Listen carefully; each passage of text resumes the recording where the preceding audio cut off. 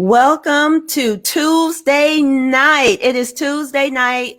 And as I shared last week, as I shared earlier, I'm sharing now. You have tuned in and you are joining Kishen of Stories with Kishen, ordinary people with extraordinary lives. And I am, again, each week I'm learning something. And I'm learning even today. Tasha laughing at me. But I'm learning even today that I need to figure out how to tag people when I'm interviewing them on this theme. And I don't know that I know how. I don't You know know. what? I don't know if I can do it Can simultaneously. I wonder if I log on, can we, since we're working it? Oh, I see you. So let me I see see if you too. okay, I can see you. So let me go in here and see if I can. Oh, I hear you. I mean, I hear us. Hmm. Uh-huh. But I'm not sure how to do it. I can see your page, but I don't know if I can tag you. You may have to log into your Facebook and do it because I don't see how to do. Oh, hold on. I can share. Yeah, that's what Yeah, I'll do. that's what I'm trying to figure this out too. There Okay. you go. I shared it. Okay. Perfect. So, welcome to again Stories with Kishen. And as I mention this every week, I'm going to have to contact StreamYard and tell them how to spell my name at the bottom of that scrolling thing. Now, I see the stories with Kishen, but when we do if somebody's looking at it like what is it called, closed caption, it says Stories with Keisha. It is not Stories with Keisha, but Stories with Kishen. Kishen. StreamYard. But nonetheless, it's not about me. It's all about walking into your winning season. I am so thrilled to have Oh, with you're so amazing. us. Look, You're people are so going to be amazing. saying that about you. I have Latasha Crawford McLaughlin with me tonight. And I gave a little synopsis of what she'll be talking about. But Tasha has had really an extraordinary life from her youth growing up to her adulthood and everything in between. And only God knows what he has in store for her. But I want to welcome you, Tasha, to this broadcast. It's an honor to be here. And I have always say, I'm a truly blessed person because God always put people who are a blessing in my life. And that's how I've made it. It's not nothing that I've Amen. done. It's all about the people that He surrounded me with. I know And that's right. I'm just That's blessed that way. That's a good thing. that's one way. And it's interesting how our lives may start one way and then it'll take all these twists and turns and these Absolutely. valleys and then peaks and then roller coaster Absolutely. rides and all of that. And I bought your book, A Winning Oh, Season. People, go out and get this book. You see, I got little tags where I've been reading and making sure I take notes because this is your journey, but it can also help somebody in their journey. So, absolutely. Tasha, That's go ahead. What were you going to say? Oh no, that's the whole reason why I wrote the book was I think that when people are going through transitions in their lives, they don't share how they're doing it. You Mm-hmm. know, they'll kind of wait till they get there and then they'll Yeah. say, "Hey, I made it." And then everybody else is looking like, "Well, what did you do?"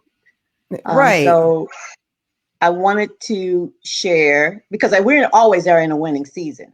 Mm-hmm. That never stops. That's what the Right. book is about. It's not just a moment.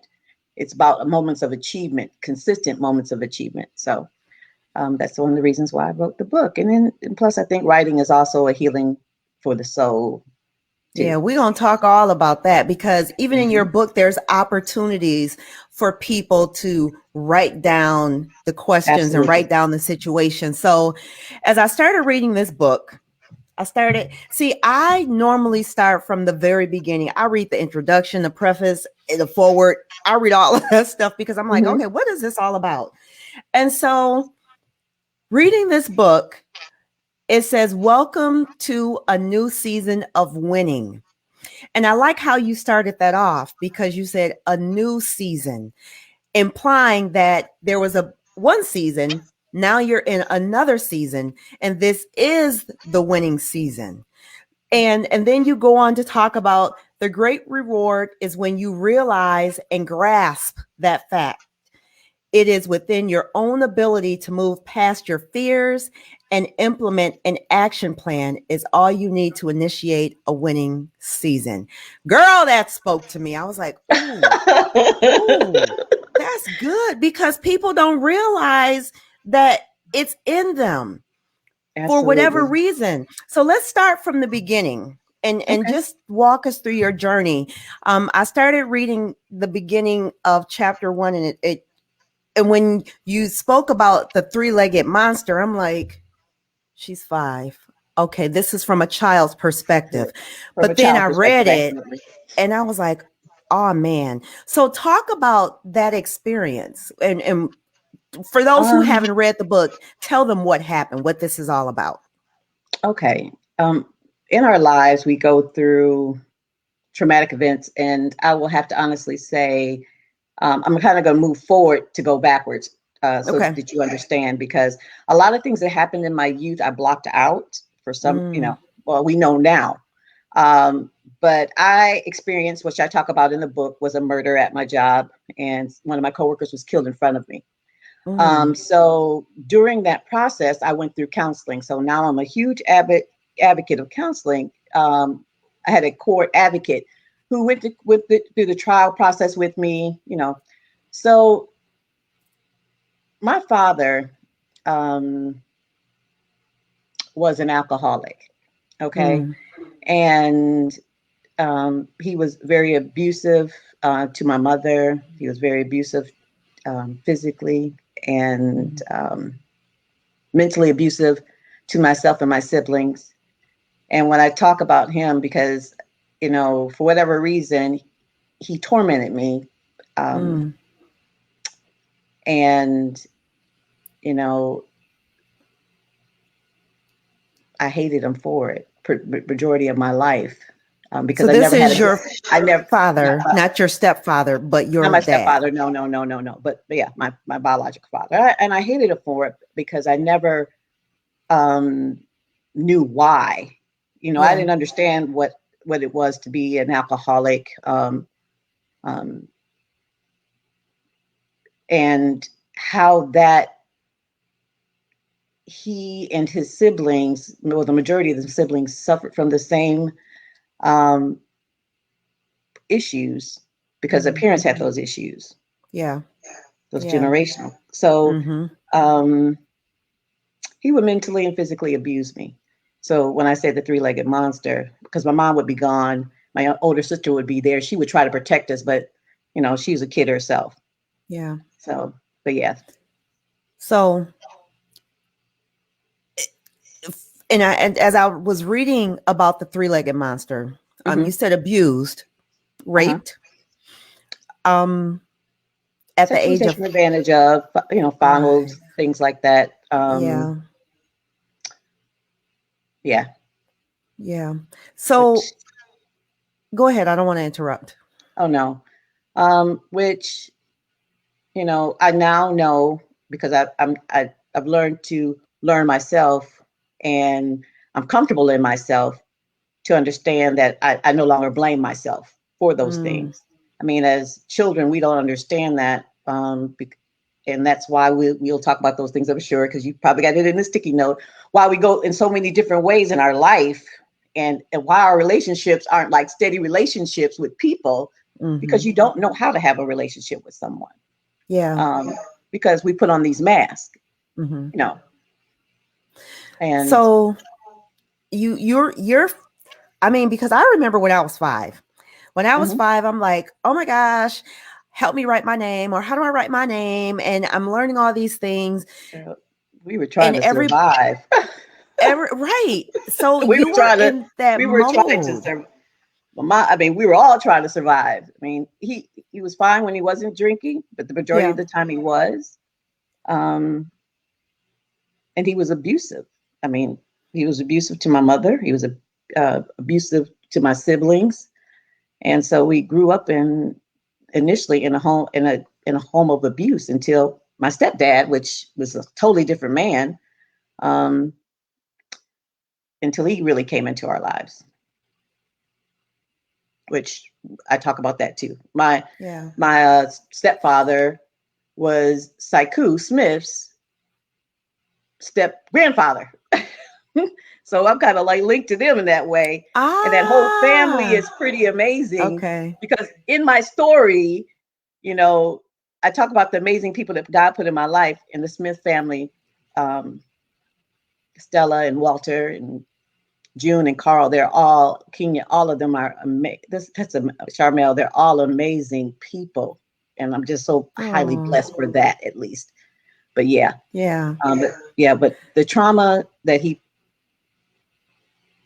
put me through, and I really didn't understand the reasons why until I got 18 years old. I better understood the reasons why he put me through that trauma.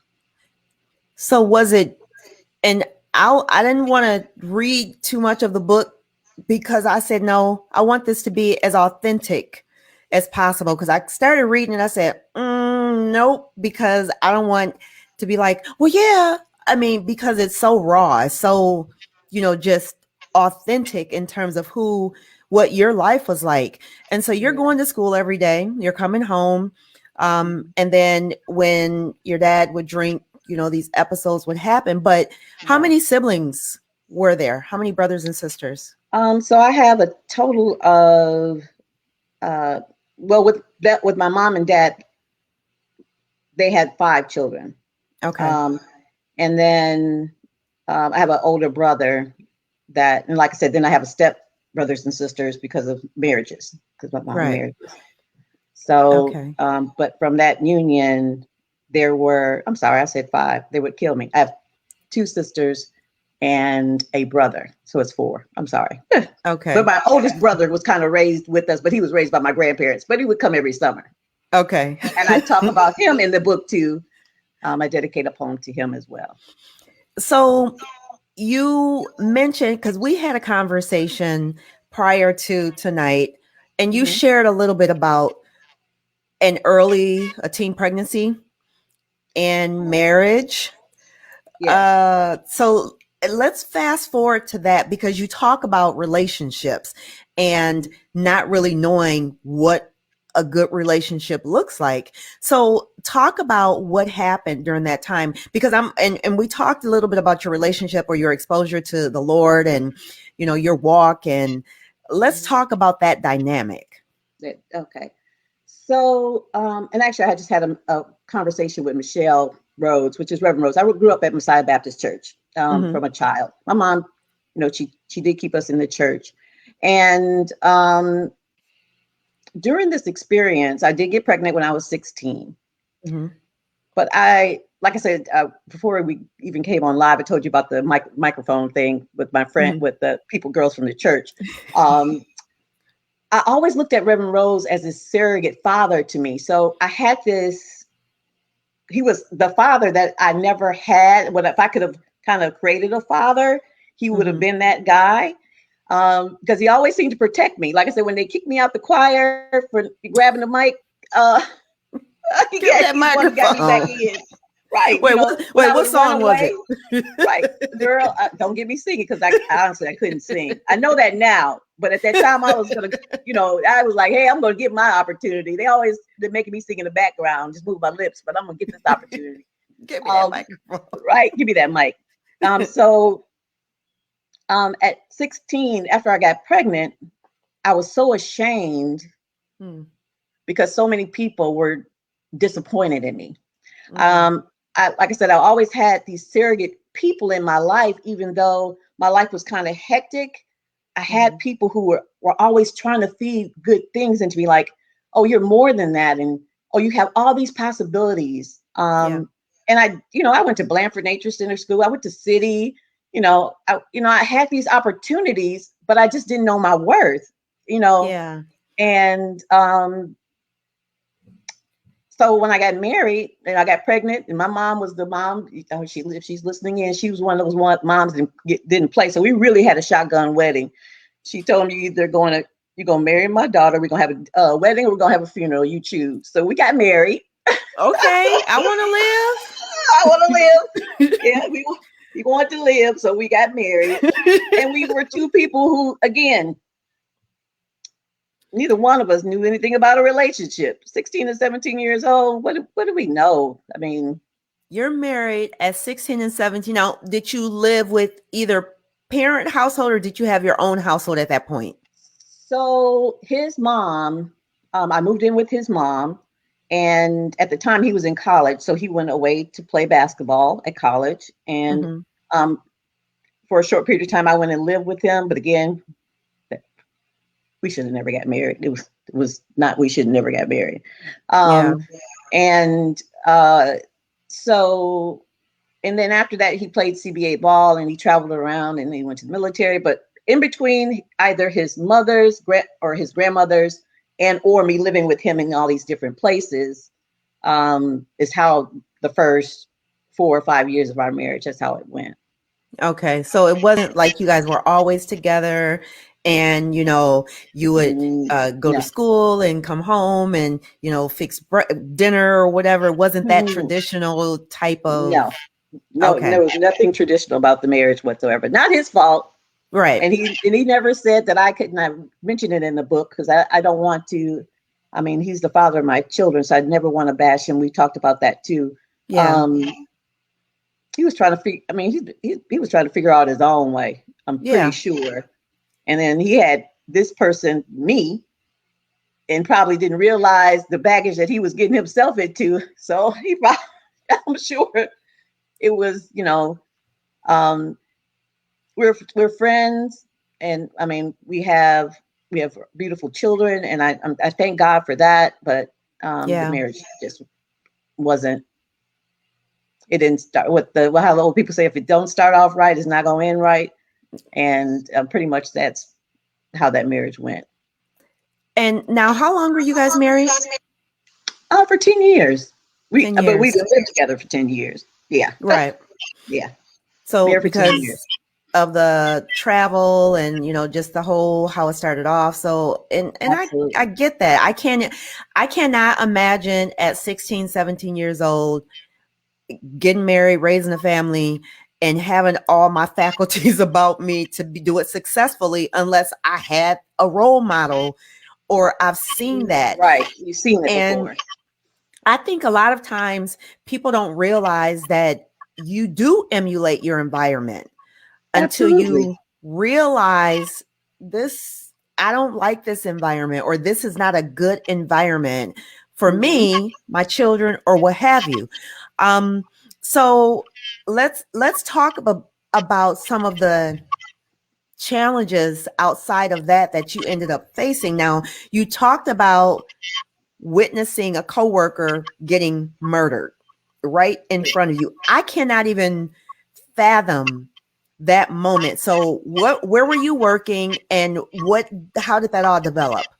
Okay, so at that time, I was living in Tennessee. I was a call center manager with AT&T, and my kids at this time I'm a single mother, so I'm trying to juggle a schedule. So on Mm-hmm. my lunch break, I would normally pick my kids up from either my daughter was in she was in theater, and my son who he played sports. So I would pick them up and take them home. Normal day. When I pull back on the parking lot, um, I see these guys run up to this car, and they're like, roll down the window. And so I hear them, and they're using profanity. I'm just not going to use Right. it. Yeah. So then I'm that kind of person that I'm going to always normally try to intervene and make things right. So Mm-hmm. as I was walking toward where these young men were, they start shooting. So instead of me running the opposite direction, I ran toward the vehicle as it came around the building where I could see it, and I could see the person in the car kind of moving to the side. And so I initially tried to stop the car, thinking, you because right now I'm running on adrenaline. I get in front of the car to try to stop it, so he kind of runs me over and hits the curb, and then I realized who it was. So then I was trying to, of course, get him to open up the door, and he wouldn't. But during all this is how God works. Somehow, and then this kind of came out in the 911 call. Somehow during this process, because again, I think we block out traumas when they happen. Right. How I was called 911. I had got the license plates of the people who had shot him. So the police officers were able to catch the murderers. But in the interim, I was able to finally bust the window, get in the car, but I wasn't able to I was never able to revive him. I mean, in that moment of him not even trying, or I don't understand. And of course we can't ask him, why would he not open the door? Well, he, at the time, and again, in the trial, I learned that it hit a main artery. So when I got into the car with him, his eyes were open and he was crying, but he couldn't communicate, because I was asking him, like, where are you shot? Probably watched too many cop shows, but so I'm trying to lift up his clothes and trying to figure out, like, where is he bleeding? I'm trying to open the door. I mean, and then you're moving so fast that instead of me opening the door, I end up unlock the door, climb back out the window, then open the door from the outside, which I don't even understand why I did that. And I guess you just kind of move it on adrenaline. Yeah. But unfortunately, because for a long time, once I started to get control of my life, I tried to control everything in my life. So I blamed myself because I wasn't able to save him. Because when his mom got on the parking lot, the scream, the scream of the mother, today I can still hear that scream. It's something that I've never heard in my life, and I thought that I wanted to save him and I couldn't save him. So that really took a toll on me. Probably because I knew the young man. He was, at the time, I was only 25 or 26 years old. So, and it was just very difficult to go through that process. Not only that, I mean, they ended up leaking out my information. So then my kids were like, these people were outside our house trying to intimidate us. So we had to move around. What? So so it was a whole experience. So then we had to move out of this house, and I sent my son to Michigan to live because I was so scared, because he was an athlete and kind of popular. I was so afraid that something would happen to him, because they were trying to get me not to testify, of course. But God told me I had to do the right thing. I mean, amen. And then we always have to do the right thing. I cannot even imagine witnessing something like that. So that's, I want to say, 3 traumatic events, when you were younger, and then the whole abuse situation. You are married as a teen, trying to figure your life out. Then you witness this young man get murdered in front of you. I mean, he's died. He died. So how does this all come into, I mean, that's just too much. Well, but that's not the end of what you've gone through either. No, it isn't. No, it isn't. No, it isn't. I mean, because in between those times of the marriage and then the murder of Brooks, at 25, I had a stroke. So I was in a rehabilitation hospital for about 3 months. I had to learn how to walk again. At 25? At 25. What led to that? Was it stress? It was stress. I mean, I was working 2 jobs. At the time I was going to school. And then I was trying to, control a husband that didn't want to be controlled and control everything else around me. Again, I was a big thing about control because I never had control. Yeah. So I just stressed myself out. I just had pushed myself to the limits without creating boundaries, healthy boundaries for myself. So at 25, I, had to figure everything out again. And then, like I said, then Brooks. And then in my 40s, I went to the doctor, was having a couple of issues, and he was like, well, you have systemic lupus and you have about 6 months to get your life in order. And I'm like, what? 6 months to get your life in order? What does Yeah. that mean? I mean, by that time had been going back and forth to the doctor. And I was on about 17 medications. Oh, wow. I had named something and I said it was wrong with me. And so they finally sent me to a rheumatologist, and he was like, and at that point in time, I kind of had given up as well. I think we talked about that before. Yeah. Now, how old are your kids at this time? At the time that I had lupus, the only ones that were my older two were adults, and Tyler was still at home with me. Okay. So he had to be maybe in the 9th, maybe the 8th grade. Mm-hmm. And I have to say, I mean, all my kids, I thank God for them. But that kid, even today, he's about the most humblest kid because, I mean, we pretty much lost everything. Mm. I mean, our electricity got turned off. So we had to take 2 cans and those sterners.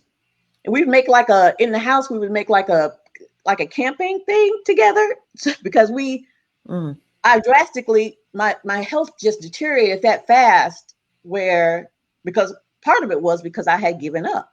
I was like, well, this is what my destiny is. I'm just going to accept it and just kind of make the best of it.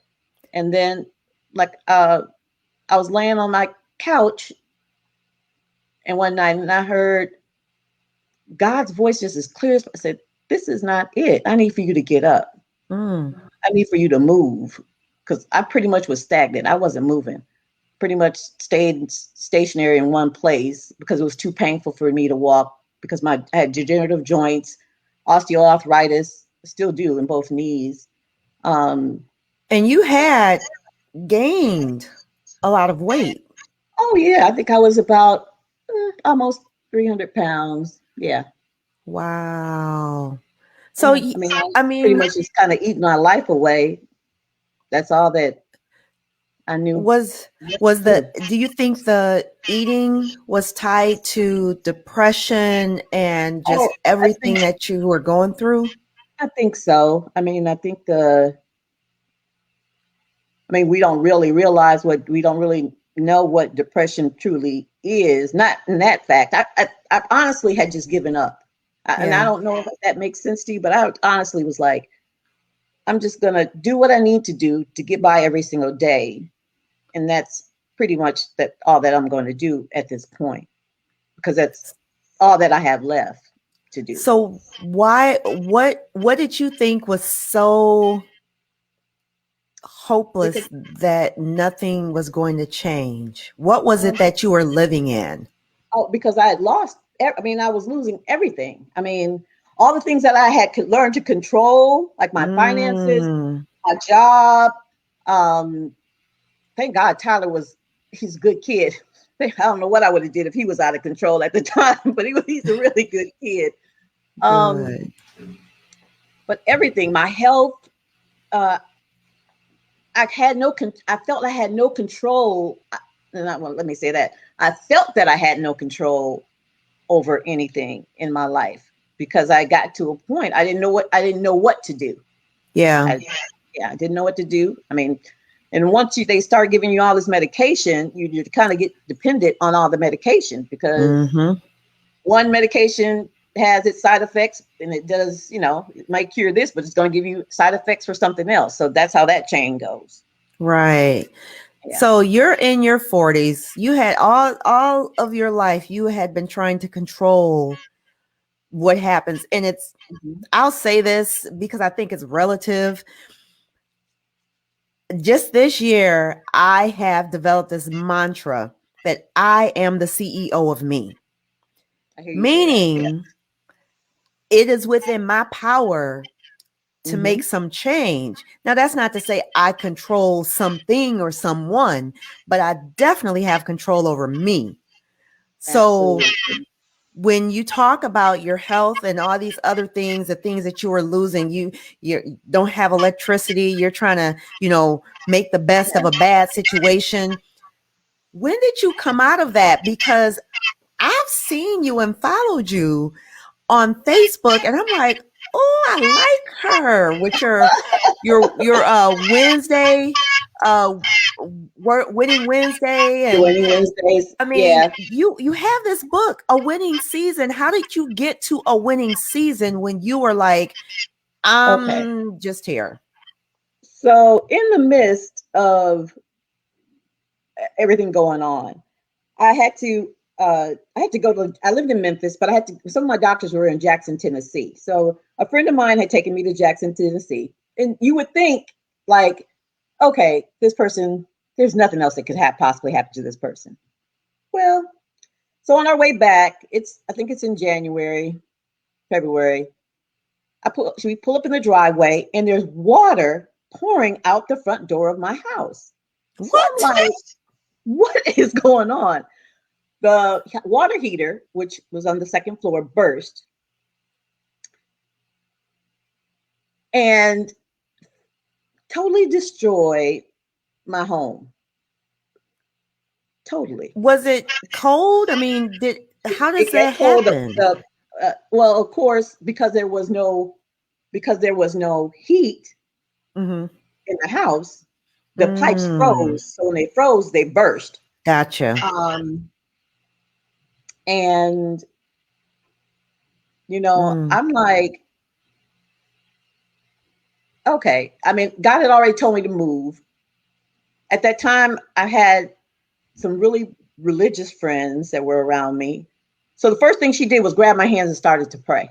mm, yeah. And she said, have you been paying your house note? And I said, well, yeah, that's the only thing that I could afford to pay. She said, well, in your house note is your insurance, right? And I was like, I didn't think of that. And from that point in my life, things automatically start to get better. I saw like things were able to start changing from Okay. that point on. Yeah. So things started to get better. My attitude, the way I looked at things from that day forth, I started to think positive, even in that negative situation. Right. That negative situation there led me to make a positive out of it. It had a positive. It would probably be the worst thing because we lost everything, Mm-hmm. but I gained everything pretty much back. I mean, I enrolled in school at the time. I was because we had to live in like a hotel for like 6 months because it totally destroyed the house. Oh, So wow. I enrolled into school, got my bachelor's degree, got back to working, got my health, started walking, moving, and things just, I moved. So that God, one moment, well, you did say that you were on that couch and God said, get up and move. they get up and move. Yeah. And once I took that advice to get up and move, I've never stopped moving ever since. I'm So this is from Memphis to Jackson. Memphis That's where to your Jackson. appointment was. Okay. Yeah, yeah. And so from then to now, because looking at you, you don't look like you weigh 300 pounds. You No. look amazing. You have Oh, thank this you. just energy, even your motivational words that you post on Facebook, on LinkedIn, and all these other places.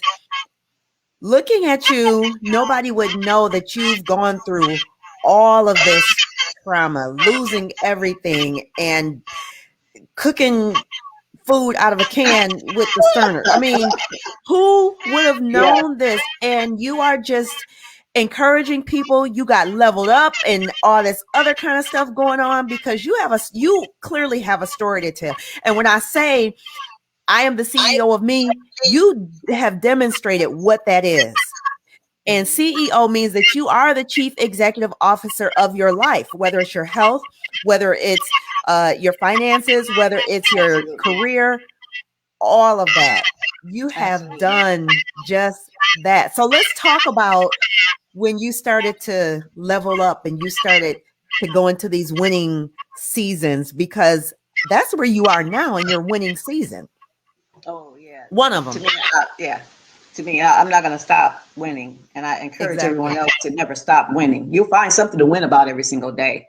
It's the way that Mm-hmm. you look at your life, and that's what I had to do. I had to look at my life completely different. I had to change my entire mindset, the way that I thought about everything in life. I mean, you and I, we talk about this too. I mean, I have some friends who have to have someone in their life. I'm single. I've been single for quite some time. Say that. I'm good. I mean, honestly, I've learned to really truly love me. And and Amen. that's a magnificent thing when you love to love yourself enough, Mm-hmm. and then know that in the process of me getting better, getting to all these winning seasons, I thank God that he, even though, I mean, be honest, I mean, I've been getting engaged in between the marriage and that, but I'm glad that I was smart enough that he didn't allow me to ruin somebody else's life in the interim until he got Wow. me to where I needed to be. So, and I believe in taking full accountability first for self. Mm-hmm. You know, we go through life, we'll blame everyone for everything that goes on in our lives, but we always have at least two options. And based on those options that we take, it depends on what road that you're going to go. I choose every Right. morning to get up and be positive. First Mm-hmm. thing, instead of thinking oh, woe is me. I talk about that in the book, we have these genesis in our lives, but I've Mm-hmm. changed the way I want my genesis to be. I could control those things now. And that's how I pretty You much know wake what? up And and make some because decisions. I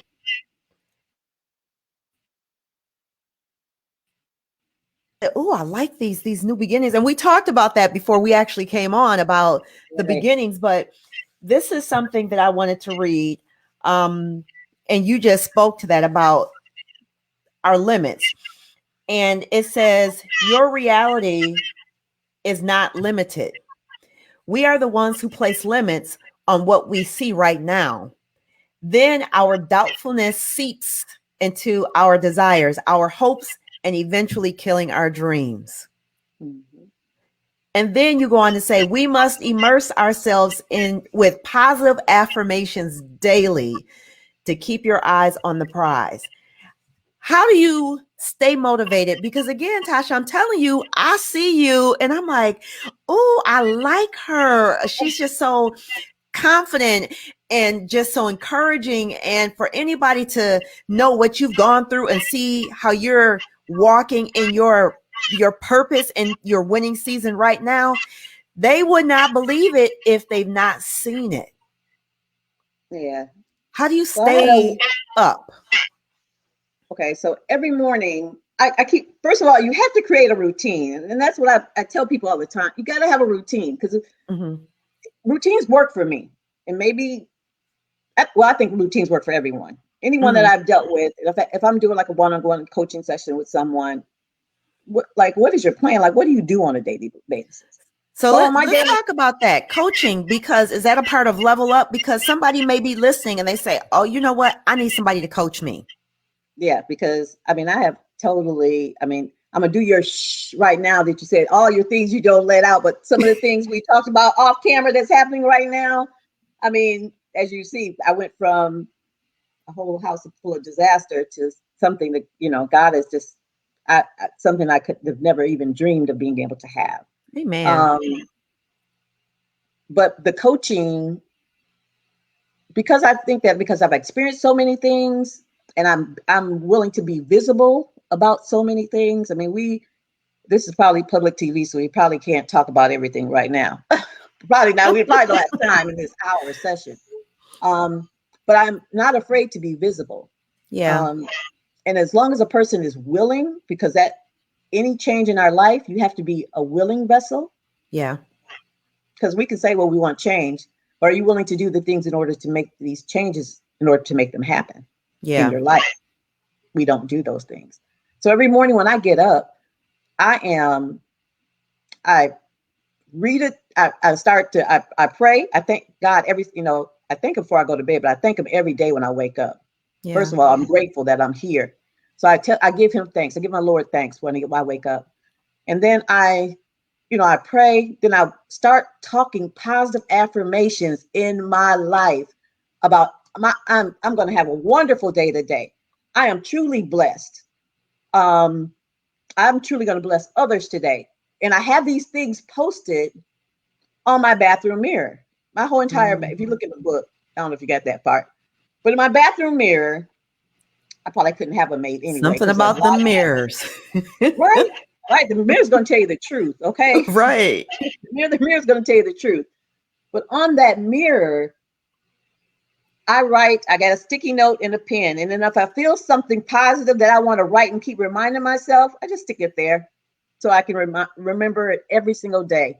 And then I have the things like on my refrigerator. I have these sayings all over my house. I got posts of constant reminders of positive things. On my desk when I go to work, it's positive there. I get in my car, it's positive. So I cannot be in. It really irritates the people that I work with at times because they're like, really? Yeah, really. Because I'm going to try to find a positive out of a negative situation. Yeah, I don't care what you come to me with. We're going to find it. I've been told that. It was like, okay, why do you always seem to find the positive? I'm like, you know what? It can always be worse, Absolutely. but why focus on that? Focus on the positive and see the positive in it. See that silver lining in the midst of that situation. Like you gave that example of when you come home to a busted water heater and water's just gushing out of your front door. And you're like, what? And that moment of prayer, that's when Absolutely. things change. And just that touch and that word and just those words of encouragement. Yes. It Girl, matters. you got insurance? And I was like, you paid your house note? I said, yeah. She said, well, you still got insurance. Right. Girl, it just like my whole burden just lifted off of me. Like, because I was thinking to myself, like, what next? I mean, what else possibly could happen? Right.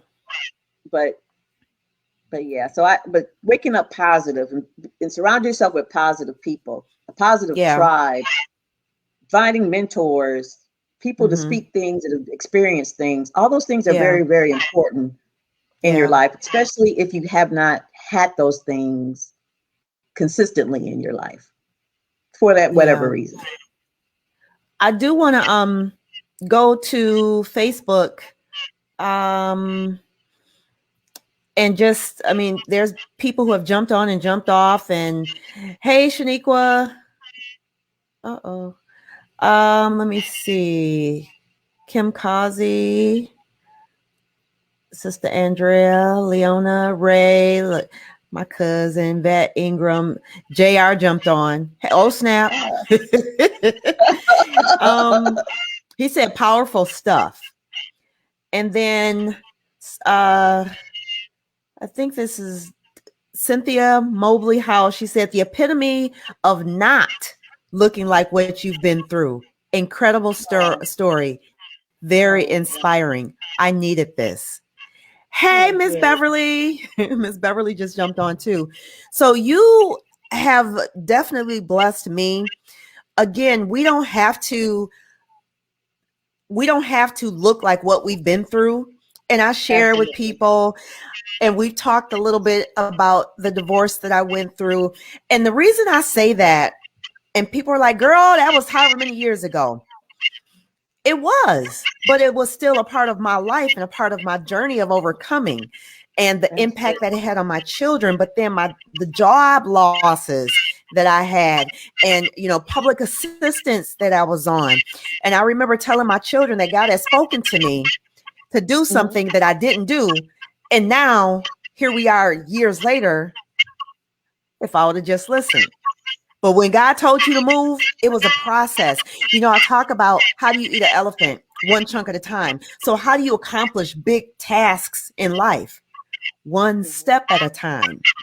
You Absolutely. started by moving physically, getting up, moving, and you've since physically relocated, and you are doing amazing, and you have just all this stuff going. What is in store that you're willing and able to share for people so that they'll know that you are truly walking in your winning season? Um, well, God, you just don't know. As well as far as a job is concerned, like I said, I lost my job at the time, but now I work for a major airline, and I have the ability to touch people's lives and coach them every single day. Mm, God has put 1,400 people kind of sort of to my care where I have access and ability to. And 1,400. yes. And then, of course, with my business, I'm helping, especially young girls, kind of help them rebuild their lives where they're falling off track. I've become a mentor to a lot of them. I volunteer with a group called Her Next Chapter, which help Mm, women to put their lives together, that offers coaching and development programs themselves. And with Leveled Up, I've used that more so as a coaching business, but also to give back to the community. yeah. Um, then I have helped other people start their own businesses. I have a friend who started Heavenly Soaps, which she's doing her soap business. I have a friend who's doing her jewelry line. And I'm just trying to keep my hands on people. And God has continued to open doors, big doors for me. And I'm grateful. And it's not just for me, it's for me to be able to help someone else, because Amen. I believe that iron sharpens iron, and so Hmm. that's the way it's supposed to be, and it's always the way I'm going to have my life to be. I was just thinking of that today, about iron sharpening iron and the importance of that. And usually I would hear it in terms of men, getting together and, empowering and building up men, but women can do it as well. And just like this platform that God is giving me, truly ordinary people with extraordinary lives, Hmm. people will look at you and not know all that you've gone through. So that's Yeah, that extraordinary piece with God just working in that. But then also, Stories with Kishen is based on Revelations 12 and 11. We overcome him by the blood of the Lamb and the words of our testimony. So your absolutely. testimony of being able to overcome all of this is blessing somebody else who may have gone through some of the things that you've gone through. And actually, when you were talking about witnessing that your coworker murdered, and while he was taking his last breath, or in that moment, it took me back to my dad. And actually today is, and I don't celebrate death, but this is the seventh or the fourth month that I've been without him. Oh, I'm And sorry. I was there when he took his last breath. It was different, but nonetheless, death is death. It is what it is. um so in that moment I thought about that. And in your book, you talk about writing. And for people who have traumatic situations, who Important. are they don't know who to talk to, or what to say. And I'm a firm believer in journaling as well. So when you journal, it sort of gets that, whatever it is, out and on paper, Absolutely, and it because you can doesn't stay decide up. you can decide what you want to do with it. If you want to burn Exactly. it, tear it up, file it away somewhere. The thing is just don't go back to that rearview mirror and keep looking back and what Exactly. something that you've already dealt with, because Yeah. that'll just keep us going in a revolving circle. Yeah. But yeah, journaling is very very important. And I think that is what saved me, because I always journaled, I always write down every single day, like things that I do and people I meet. I still do Yeah. that today, ever since I was a little girl. Yeah. Before we go, Miss Beverly said Latasha's story is so powerful. Hi, Miss Florine. Yes, iron sharpens iron. Cynthia Mobley Howell, amen. And Sister Andrea, the word says we are conquerors. And Latasha, you are a testament to God's word. Thanks for the transparency. I thank you for this platform. And I'm at the point in my life where I'm just wanting to be that conduit for the Lord, Yeah. and allow Him to use me as the vessel. Yeah. I'm good with that. Amen. So if somebody wants to reach out to you, find out a little bit more about Leveled Up, or purchase your book, or just connect with you in some fashion, how can people get in touch with you? Of course, I have a Winning Season Facebook page. I have a Winning Season Life website. You can contact me there. Um, I have an email, info@awinningseason.life. And then my book is on Amazon now, so you can purchase the book at Amazon. However, what I'm going to do today, if there is someone on this live, 10 people, I want you to give your email address, inbox Kishen, and I am going to send that book to you for free. Oh my gosh, you are blessing people. Oh, girl, don't make me cry. And I don't even know why. Yeah. So Miss Oh Beverly, my you got a book. gosh. Oh, I Miss read that Beverly, name you right getting out. the book.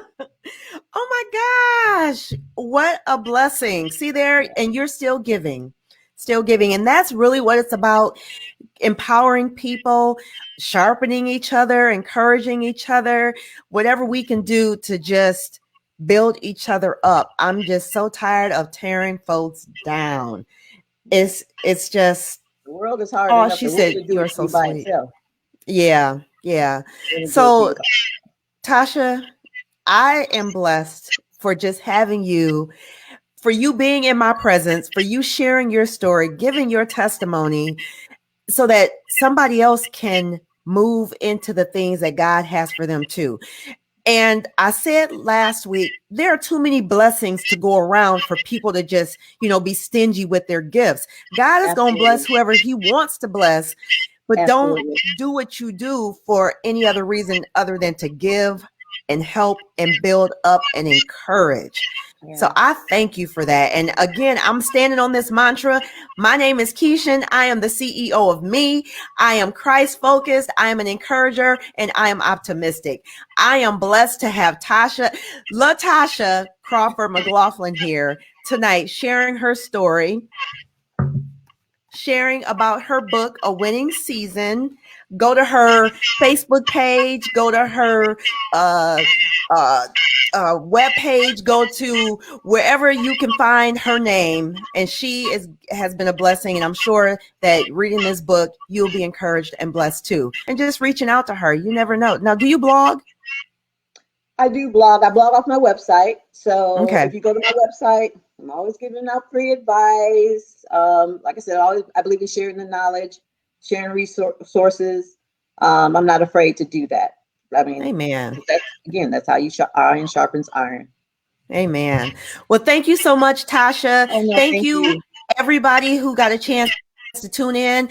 And I encourage you, just like I always do, if this has blessed you, share this with somebody else. Just click the share button, like it, spread the word, let somebody know that they can be encouraged. They do not have to stay stuck, but they can walk into their winning season. Let this speak to you. So again, Tasha, thank you so much. Again, thank you to everybody Thank who's you for having listening. me. Tune in next week, and we're going to keep going with Stories with Kishen, ordinary people with extraordinary lives. Thanks so much. Thanks, Kishan.